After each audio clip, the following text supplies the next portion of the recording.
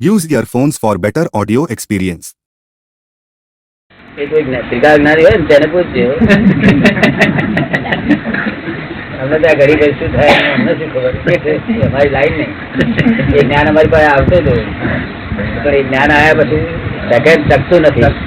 એનું શું કારણ કે એ જ્ઞાન મારી પાસે અત્યારે આવ્યું અને હું નીકળવાનું થયું તો પછી જ્ઞાનમાં દેખાય કે મોટર હમી અથડાશે એટલે મને વિકલ્પ થાય એટલે જ્ઞાન જતું રહે.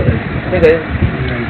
જવું જ જોઈએ ત્યાં આગળ અથડાય તે જગ્યાએ એમાં વિકલ્પ નહીં કરવાનો તો એ જ્ઞાન ત્રિકાળ ટકેલું છે. તો હવે એ કેવળ ભગવાનને ટક્યા, છેલ્લી દશા એ ટક્યા. શું કહ્યું?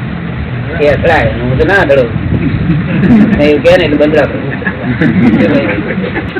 આપડે એવું આવ્યું એ જતું રહે એટલે એના કરતા એ જ્ઞાન જ નહીં સારું. એ જ્ઞાન ભય પમાડ્યા કરે. એ જ્ઞાન ઉપાધિ થાય જે વખતે થશે વ્યવસ્થિત છે ને બધું. એટલે અમે ધાબા ડુંગરી ગયા હતા ને તે ટેસ્ટ કરવા માટે ગયા હતા. મેં તપાસ કરી દીધી, મારી ટેસ્ટ લીધેલો તે ભૂતકાળનો ભય રહેતો નથી. ભૂતકાળ ક્ષણ પહેલા જે બધું થઈ ગયું હોય એનો ભય બિલકુલ નહીં.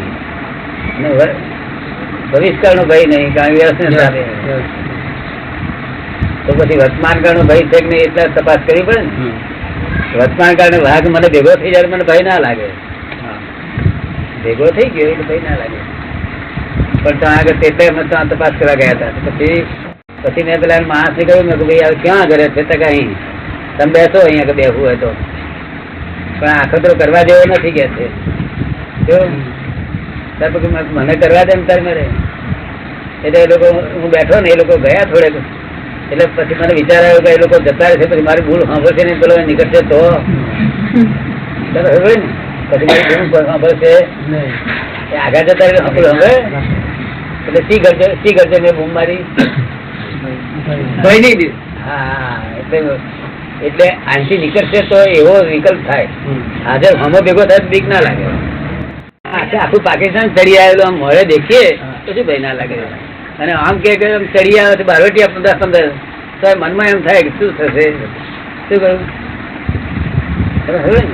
એટલો આ ભય રહે છે એવું તપાસ અમે કરી જોઈ. ભવિષ્યકાળમાં ક્ષણવાદ રહેતો નથી, ભૂતકાળનો ક્ષણવાદ નથી રહેતો, વર્તમાન કાળમાં હોમો ભેગો થાય નહીં રહેતો.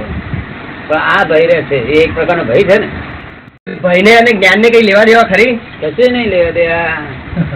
ભયને જ્ઞાનને લેવા દે ને પણ ભય ઉભો થાય એવું ખબર આપણને પડે. શું કહ્યું? કોઈ ના થવું જોઈએ. મારું શું કહ્યું જ્ઞાન એનું કામ કહેવાય ભય ઉભો થવો. તે એટલું કચાશ રહેલી છે એવું અમને અનુભવમાં આવી ગયેલું. તપાસ ટેસ્ટ ઉપર મૂકેલું ને આપણું પોતાનું બધું ટેસ્ટ ઉપર મૂકવું જોઈએ.